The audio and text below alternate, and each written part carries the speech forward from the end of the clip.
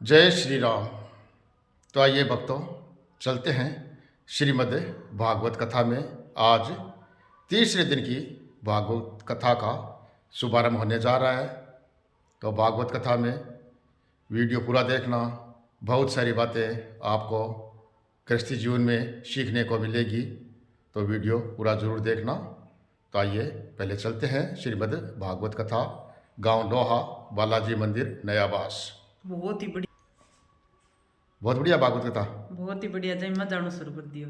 तन बढ़िया लगी तो चलो, तन बढ़िया लगी, जहाँ दर्शका ने बढ़िया लाग सी। कथावाचक महाराज मुकेश जी सिंथल वाले बहुत ही शानदार अच्छी बातें बताते हैं। भागवत कथा के माध्यम से मनुष्य के जीवन में हर रोज़ उपयोग में काम आने वाली बातें, सो सारी बातें सुनने के लिए या तो भागवत कथा में पधारिए और नहीं तो यूट्यूब चैनल SMS लोहा पे देखिए। जय श्री राम।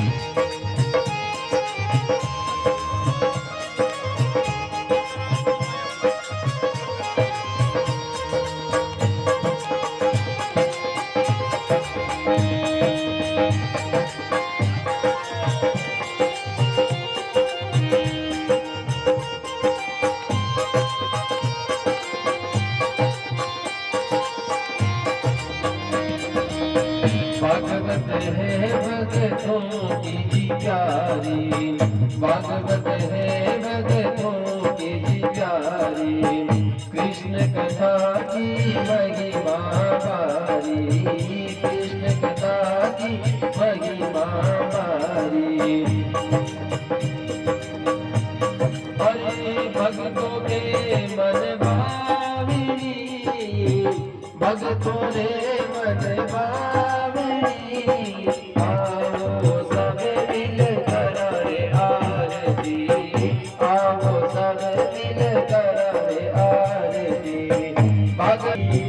भागवत महापुराण की, आओ सब मिल करे आरती, आओ सब मिल करे आरती। छोटा जीवन काम करो जोगा, छोटा जीवन काम करो जोगा।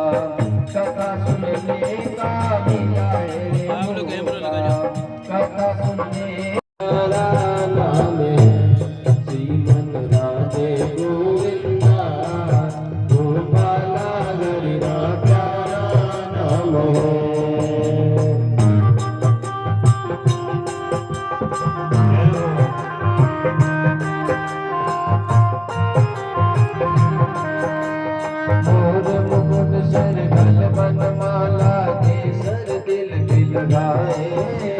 केसर दिल दिल गाए, मोर मुकुट सिर गल बनमाला। केसर दिल दिल गाए, केसर दिल दिल गाए।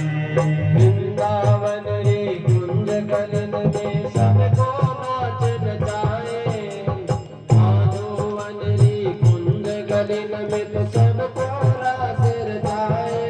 जीवन राधे गोविंदा, बदले हरिदा प्यारा नाम है। श्रीमन राधे गोविंदा, गोपाला हरिदा प्यारा नाम है।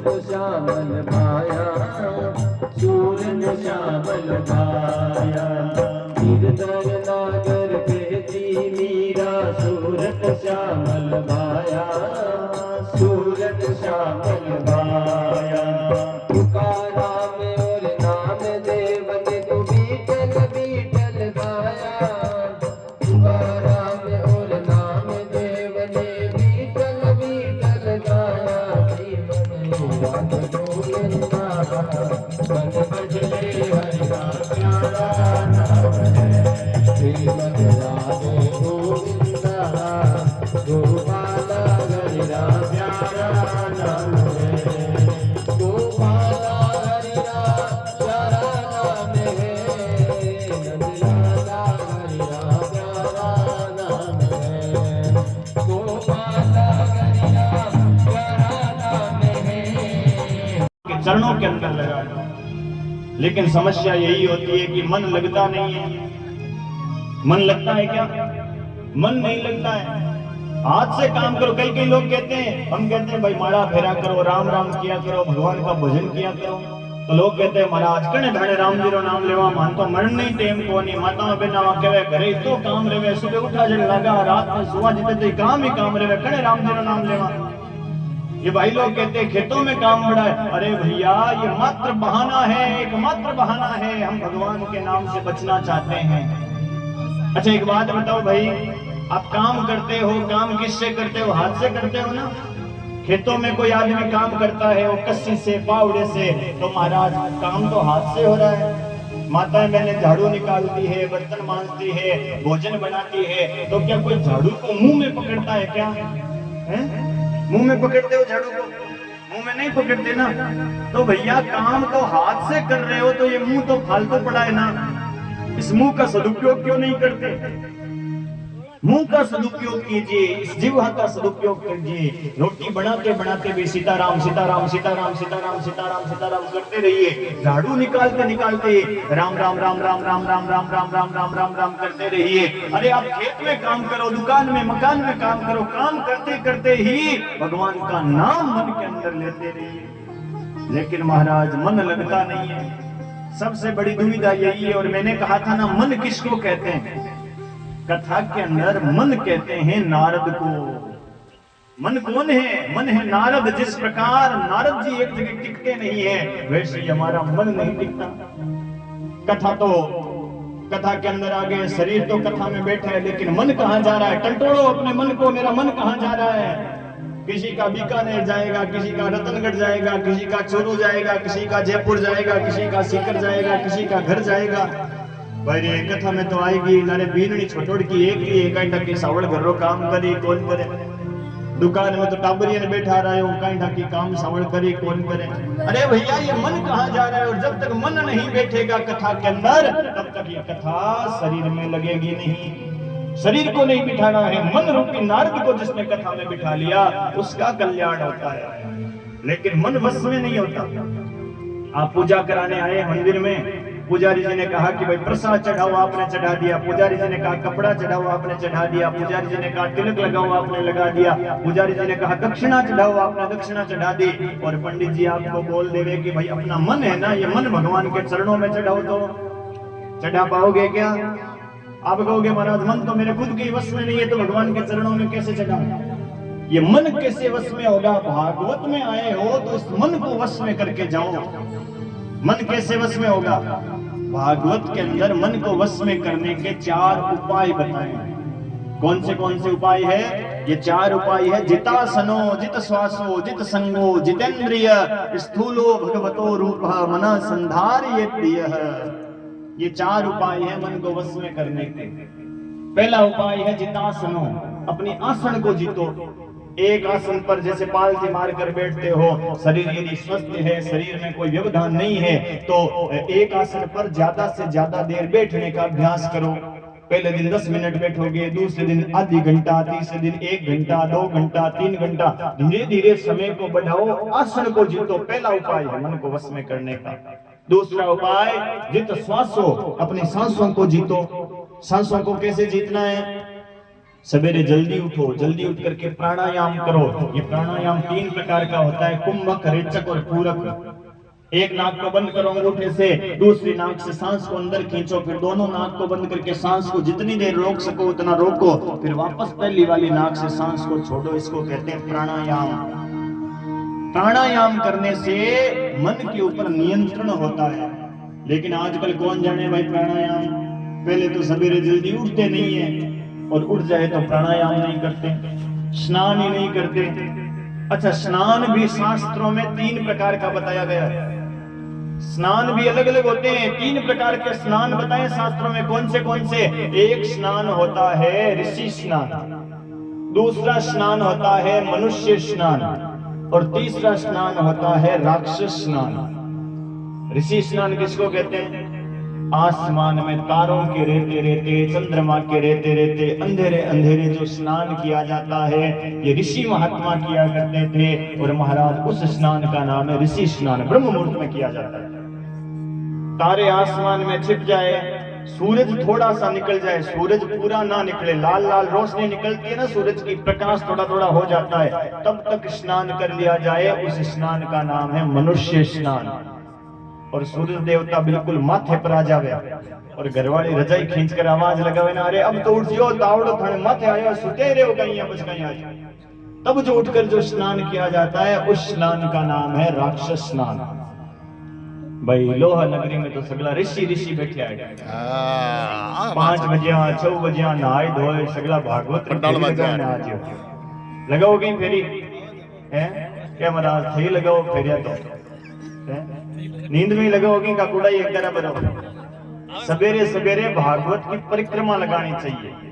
आप स्नान नहीं कर सको कोई बात नहीं, लेकिन घरों के अंदर एक नियम जरूर ले कि सूरज उगने के बाद बिस्तर में पड़े पड़े नींद नहीं लेनी चाहिए।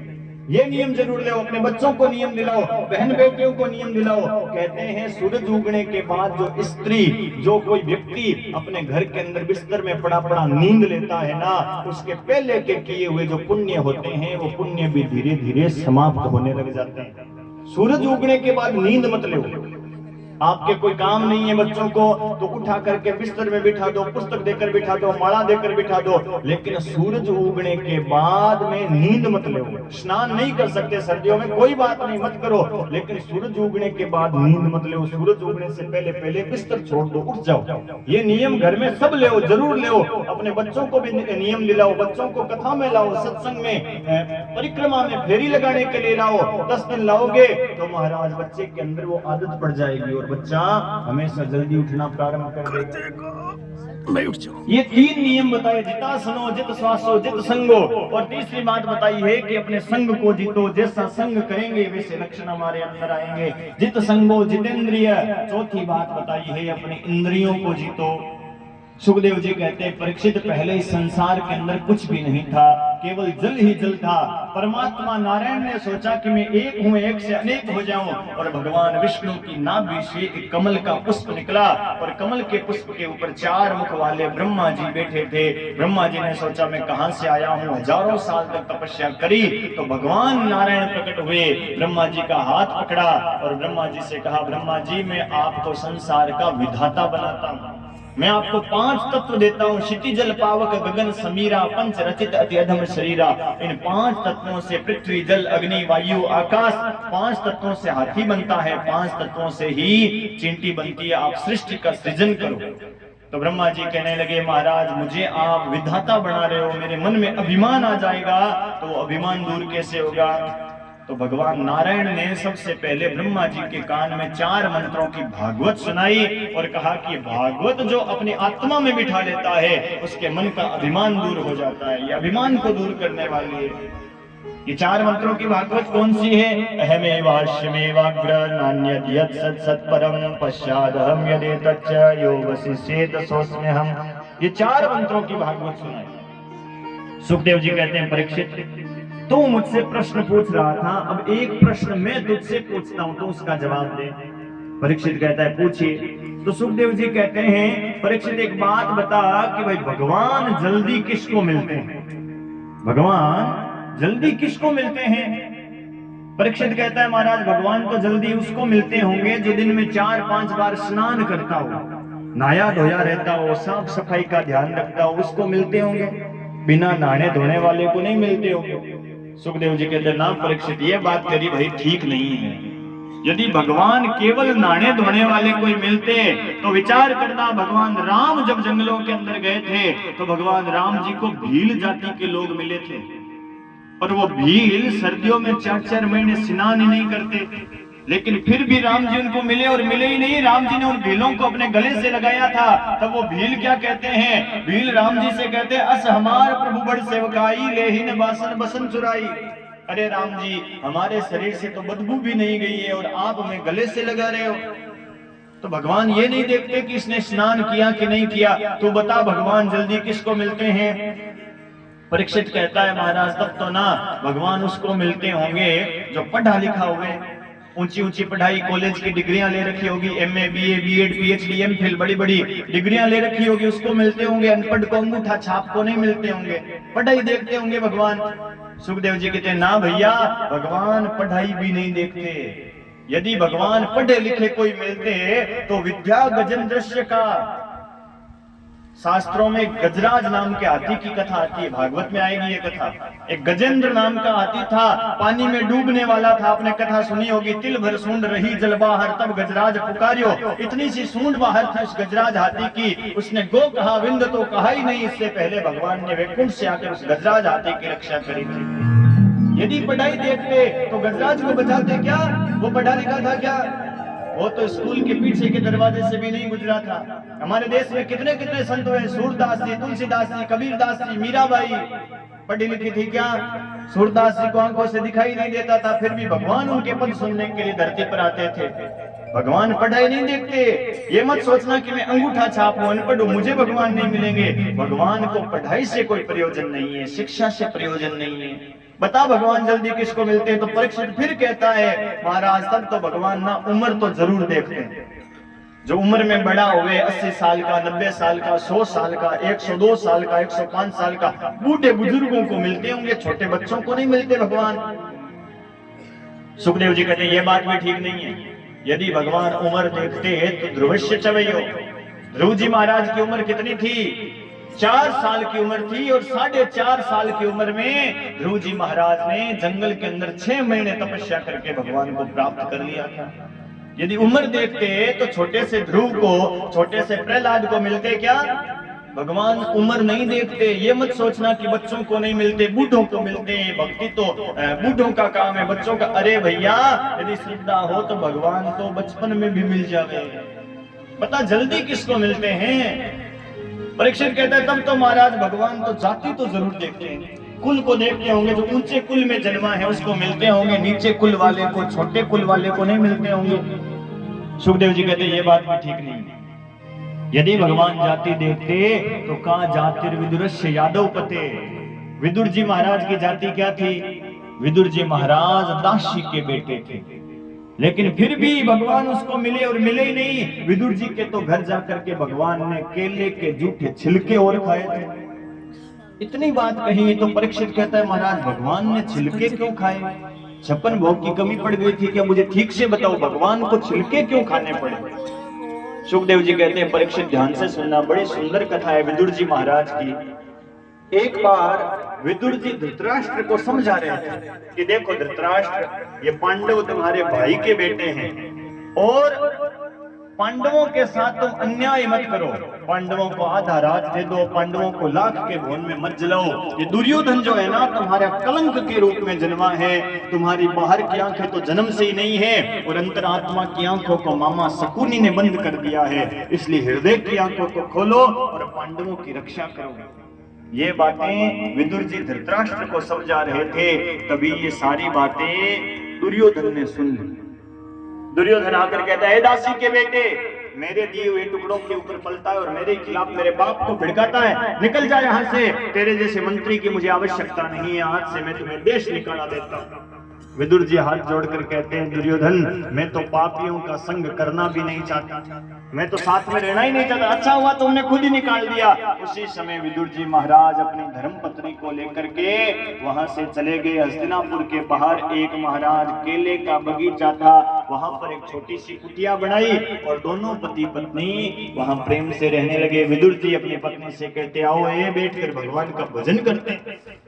अच्छा एक बात बताओ भाई, विदुर कहीं के विदुरानी, विदुरानी तो महाराज सबकी रानी विदुरानी।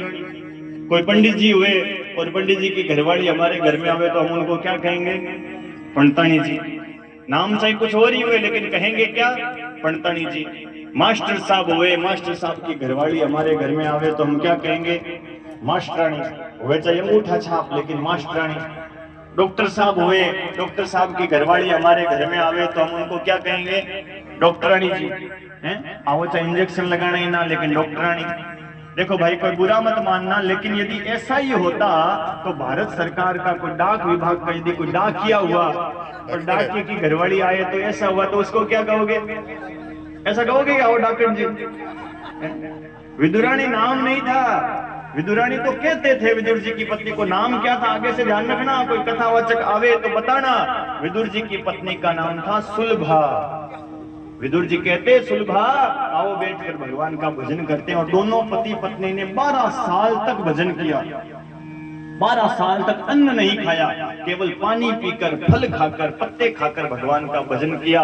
और आज महाराज भगवान कृष्ण कौरवों और पांडवों का समझौता कराने के लिए शांति दूत बनकर के हस्तिनापुर में भगवान आ रहे हैं। विदुर जी को पता चला, विदुर जी गए हैं, भगवान का बड़ा सुंदर रथ आया। विदुर जी मंत्री नहीं है इसलिए देश निकाला दिया हुआ, इसलिए नीचे खड़े खड़े भगवान का दर्शन कर रहे हैं। विदुर जी को बड़ा आनंद आ रहा है। भगवान आए, ऊंचे सिंहासन पर भगवान को बिठाया, सामने दुर्योधन बैठा है, धृतराष्ट्र बैठे हैं, भीष्म पितामह द्रोणाचार्य कृपाचार्य बैठे हैं।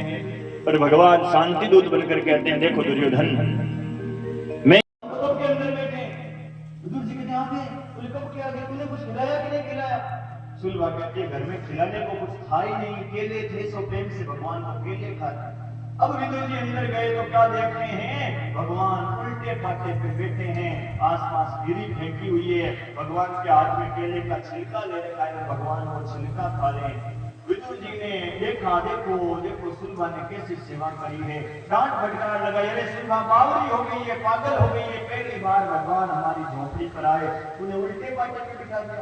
अरे पागल उल्टे पाटे पे बिठाया सो बिठाया, भगवान को छिलका खिला रही है। अब हमारा सुलभा को ज्ञान हुआ। सुलभा कहती है ओहो पतिदेव मुझे तो पता ही नहीं चला, भगवान आपने मना क्यों नहीं किया? भगवान कहते हैं सच कहो ना काकी, आप इतने प्रेम से खिला रही थी, मुझे भी पता नहीं चला कि छिलका खा रहा हूं कि केला खा रहा हूं, बड़ा मीठा लग रहा था।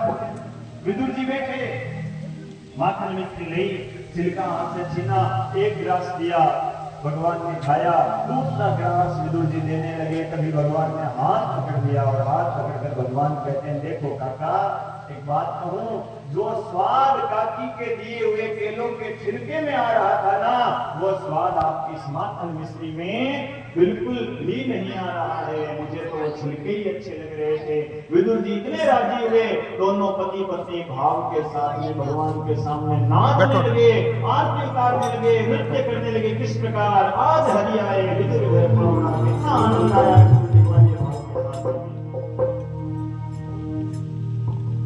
हो आज हरि आए विदुर घर पावना, आज हरि आए विदुर घर पावना, विदुर घर पावना, भगतारे मन पावना,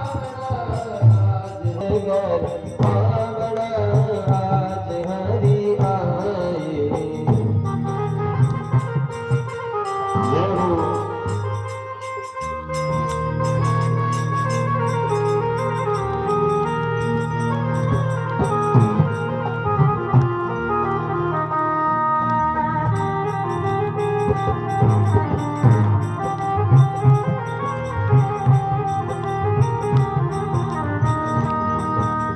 विदुर नहीं घर में विदुरानी, आवत देखो सारंग पानी, घर पावना, आज हरि आए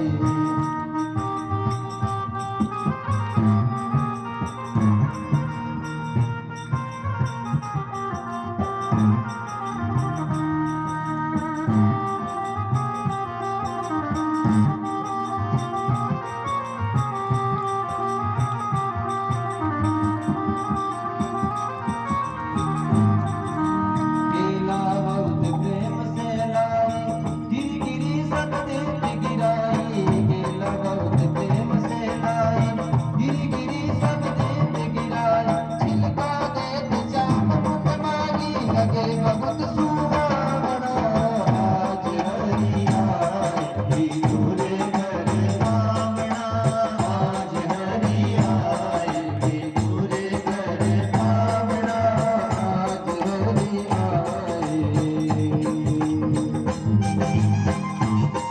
जय हो श्री राम जी।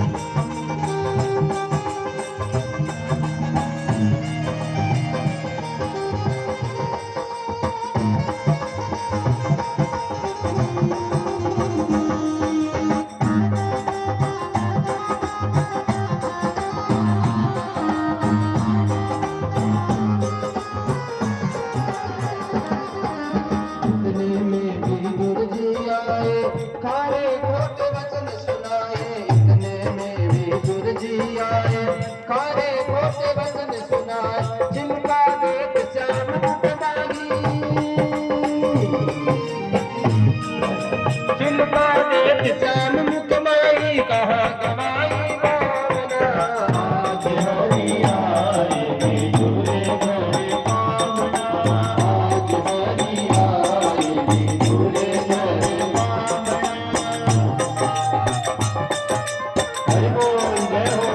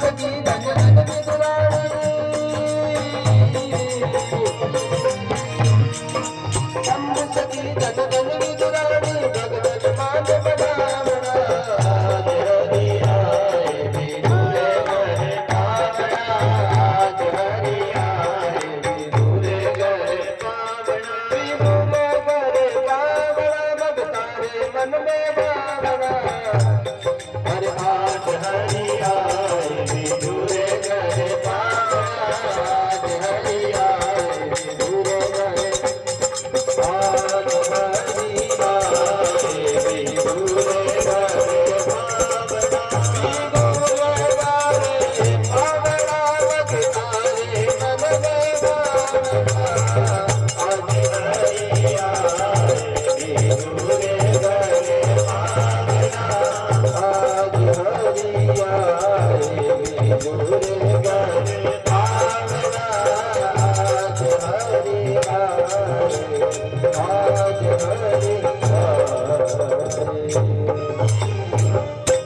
बोले विदुर जी महाराज की विदुर जी महाराज से भगवान कहने लगे, विदुर जी भाव का भूखा हूं मैं, भाव ही बस सार है, जो भाव से बजता है मुझे भव से बेड़ा पार है।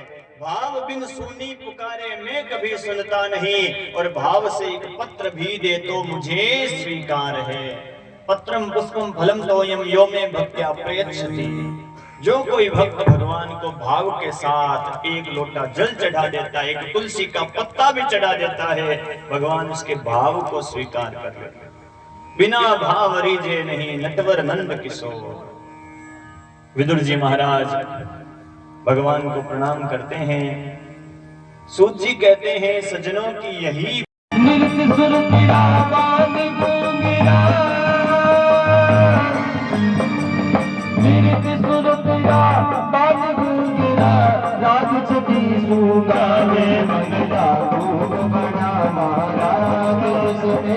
नारायण बोले जिसमें नारायण बोले, नारायण बोले रे जिसमें परमेश्वर बोले, हो जिसमें नारायण बोले, हो जिसमें राम यो बोले रे मंगला खूब बड़ा महाराज जिसमें नारायण बोले।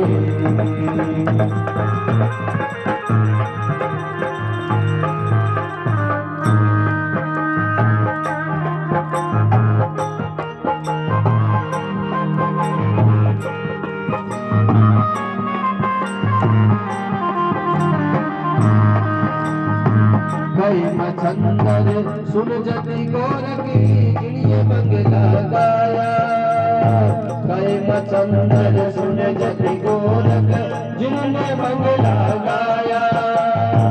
इस मंगले का जान इस मंगले का जान फिर जन्म नहीं पाया। मंगला दूर बना महाराज जिसमें नारायण बोले, मंगला गजब बना महाराज जिसमें नारायण बोले, जिसमें परमेश्वर बोले। बोले नारायण भगवान की।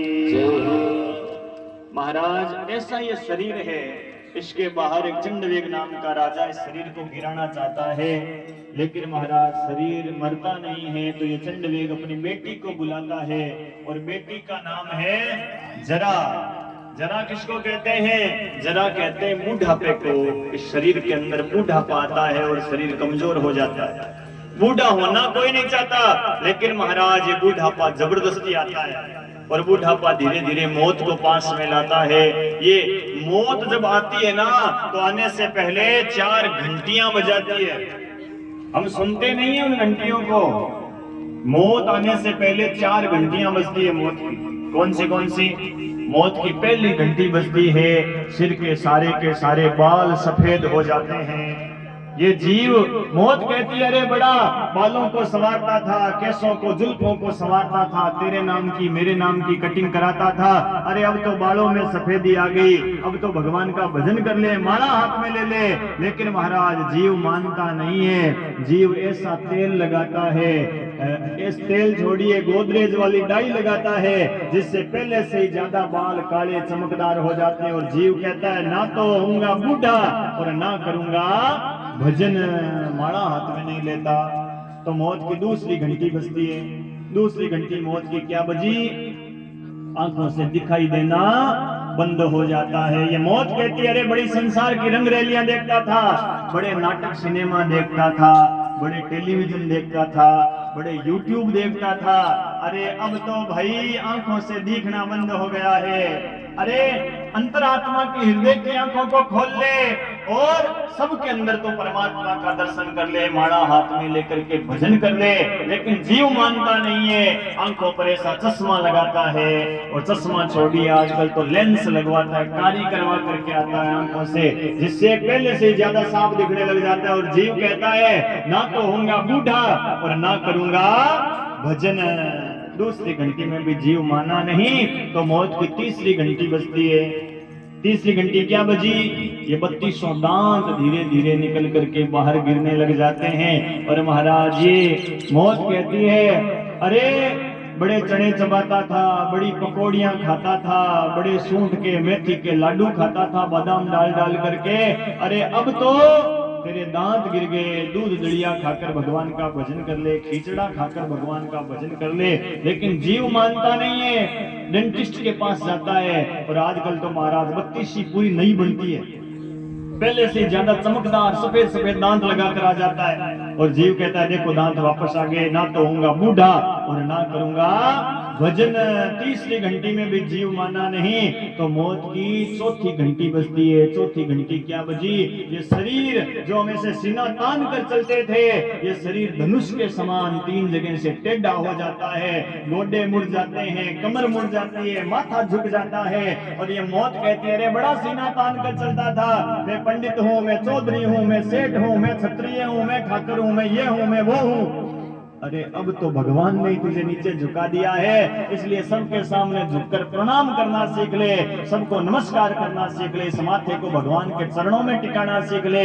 लेकिन महाराज जीव मानता नहीं है, ऐसी ऐसी दवाइयां खाता है, चमनप्राश खाता है, झंडू केसरी जीवन खाता है, सर्दियों के अंदर वो सूंठ वाले मेथी वाले लाडू खाता है। और महाराज आदमी कहता है ना तो होऊंगा बूढ़ा और ना करूंगा भजन। 4 घंटियों में भी जीव माना नहीं तो महाराज 5वीं कोई घंटी नहीं बजती, 5वां तो सीधा घंटा ही बजता है। कैसे? आया है सो जाएगा राजा रंग फकीर, आया है सो जाएगा राजा रंग फकीर, कोई सिंहासन चढ़े चला, कोई बंधा जंजीर, कोई सिंहासन चढ़े चला, कोई बंधा जंजीर। आया है सो जाएगा राजा रंग फकीर, कोई सिंहासन चढ़ चला, कोई बंधा जंजीर। अरे भैया जिसका जन्म हुआ है ना उसको मरना निश्चित है। आदमी सोचता है ये करूंगा, इसके बाद ये काम करूंगा, वहां जमीन खरीदूंगा, वहां पर दुकान बनाऊंगा, इसके बाद पैसा आएगा, किराया आएगा, फ्लैट खरीदूंगा, किराए पर लगाऊंगा, करिष्यामि करिष्यामि करिष्यामि चिंतये मरिष्यामि मरिष्यामि मरिष्यामि विस्मृतम। करूंगा करूंगा करूंगा ये बड़ा याद रखता है, लेकिन एक दिन में मरूंगा ये भूल जाता है। 2 बातों को याद रख दे, चाहे कल्याण नारायण, एक मौत को और दूसरे श्री भगवान। मौत को हमेशा याद रखो भाई, ये मौत कभी भी आ सकती है, कभी भी आ सकती है ये मौत। और जब मौत आएगी तुम्हारा सारा का सारा धन यहीं रह जाएगा, खाली हाथ जाना पड़ेगा। कफन के अंदर जेब नहीं होती, फिर बेटे पोते वो धन जो इकट्ठा कराए ना, वो बढ़िया बढ़िया धन तो घर के अंदर रखेंगे तिजोरियों में, और खुले सिक्के होंगे ना वो पीछे उछालेंगे, ले बाप ये ले जा, मरते हो सब ये ले जा। ऐसा ही होता है ना, है? बिल्कुल सत्य बात है। जब अर्थी निकलती है तो उसके पीछे पैसों की बरसात करते हैं कि नहीं करते? क्यों करते हैं पता है? क्यों करते हैं? ये परंपरा देखी होगी, पैसे उछालते हैं। आपके यहाँ भी होगी, चूरू में भी, बीकानेर में तो है, यहाँ भी है। पैसे उछालते हैं ना, क्यों उछालते हैं? ये पैसे इसलिए उछाले जाते हैं, ध्यान देना, ये पैसे क्यों उछाले जाते हैं? पैसे उछाल करके उस मरने वाले को ये संकेत दिया जाता है, अरे जीवन भर रुपया रुपया रुपया करते हुए मर गया, अब ले तेरे पीछे पैसों की बरसात करने के लिए औकात हुए, 1 रुपया भी उठा करके ले जा। उसकी हिम्मत नहीं होती 1 रुपया भी उठाने की। और जो पीछे बोलते हैं राम नाम सत्य है, सत्य बोलिया गत है, अरे भैया उनको भी कहा जाता है ये देखिए रुपया रुपया करते करते जा रहा है, इसके पीछे पैसों की बरसात हो रही है, ये उठा नहीं सकता, तो इसी मार्ग तो सबको जाना पड़ेगा, हमें भी जाना पड़ेगा। तो पैसे उछालते हैं लेकिन उठा सकता है क्या? उछालते किसके पीछे? जो मरा उसके पीछे उछाल रहे हैं, लेकिन उसकी हिम्मत नहीं है 1 रुपया उठा लेंगे, तो हम कैसे लेकर के जाएंगे? इसीलिए कफन में जेब नहीं होती। भगवान ने कितना बढ़िया सिस्टम बनाया है, यहाँ पर आते हैं ना तो संसार में कुछ भी साथ नहीं लाना पड़ता। एक कपड़ा भी साथ लाए थे क्या? लाए थे? कोई सूटकेस पैक करके लाया था? 4 जोड़ी कपड़े लेकर के जब संसार में जाना है। अच्छा, हम किसी की शादी में जाए, 2 दिन की शादी होती है और कितने जोड़ी कपड़े लेकर जाते हैं? 4 जोड़ी, माताएं बहनें तो 10 जोड़ी। शादी वाले दिन ये पहनूंगी, बारात आएगी तो ये पहनूंगी, बारात जाएगी तो ये पहनूंगी, डांस प्रोग्राम में ये पहनूंगी, हल्दी वाले दिन पीले रंग की अलग से ड्रेस होगी, और वो मेहंदी वाले दिन मेहंदी कलर की अलग से ड्रेस होगी, बीननी आएगी तो ये पहनूंगी, बीननी जाएगी तो ये पहनूंगी। अरे भैया 2 दिन का खटपटा है, 10 जोड़ी कपड़े पैक कर रहे हो। भगवान ने संसार में 100 साल के लिए भेजा, 1 जोड़ी कपड़ा भी साथ में भेजा क्या? किस संग्रह में लगे हुए हैं हम? अरे भैया यदि यहाँ पर ये संग्रह की व्यवस्था होती ना तो संसार के लोग केवल इसी में लगे रहते, लेकिन भगवान ने कितनी बढ़िया व्यवस्था करी। कुछ भी लेकर जाना नहीं है, खाली हाथ ही जाना पड़ेगा, इसीलिए थोड़ा थोड़ा धर्म की ओर लग रहे हैं। सबको ज्ञान है, नहीं जाएगा साथ में, सबको ज्ञान है, लेकिन फिर भी मन बड़ा लालची, मन को ठहरत ना आए, मन रुकता नहीं है। इस मन को वश में करना ही कथा है। इसमें 4 घंटे तक बिना पानी पिए कथा सुना सकता हूँ। आप पानी पी सकते हो, आपको चाय की भी मैंने छूट दी है, भाई कोई व्यवस्था करो तो भक्तों के लिए चाय की व्यवस्था कर सकता है। मैंने पानी पिया क्या है? अरे भाई मेरे को तो धांसिया, ओहो महाराज तो बैठे बैठे धांसिया करे। अरे भाई मैं भी मनुष्य हूँ, आपसे छोटा हूँ उम्र में, मैं 4 घंटे एक ब्राह्मण होकर के बिना पानी पिए कथा सुना सकता हूँ आपको। तो क्या गांव के अंदर जो भक्त हैं, जो श्रोता हैं, वो कथा श्रवण के लिए, सनातन धर्म के लिए, सनातन धर्म को जोड़ने के लिए, मेरा सहयोग देने के लिए भी यहाँ नहीं आ सकते? विचारणीय बात है। इतना बड़ा गाँव है, अभी मैं ये सा सहयोग करे इस ब्राह्मण का, तो महाराज हम सब मिलकर के सबके अंदर इस चेतना को जगाएं कि भैया हमारा धर्म है क्या। अपने बच्चों को जगाइए, जो अविद्या की नींद में सो रहे हैं उनको जगाइए, सनातन धर्म से जोड़िए। धर्मो रक्षति रक्षितः, धर्म हमारी रक्षा करेगा यदि हम धर्म के लिए आगे आएंगे। हिंदू शेर है, इसको कम मत समझना, लेकिन महाराज ये सोया हुआ है, जागे उतनी सी देर है, इसको जगाना पड़ेगा। हम सोए हुए हैं नींद में, जागिए, धर्म से जुड़िए। हम तो भैया उस अलार्म वाली घड़ी के समान हैं। घड़ी वामन भगवान राजा बलि के यहाँ 3 पैर की धरती मांगने जाएंगे, समुद्र मंथन की कथा होगी, 14 रत्न निकलेंगे, एक एक रत्न 14 रत्न आपको बताऊंगा। और ये सारी कथाएं हम कल की कथा के अंदर श्रवण करेंगे। आज की कथा को हम यहीं विराम करेंगे। आरती का समय हो गया है, मैंने कहा था मैं 4 बजे से ज्यादा समय नहीं लूंगा, और आप सभी 12 बजे तक कथा में आए, और 12 से 4 बजे तक की कथा है। आइए अब हम सभी भागवत जी की मंगलमय आरती के अंदर चलते हैं। आरती के बाद सभी भगवान का प्रसाद लेकर जाएंगे। एक विशेष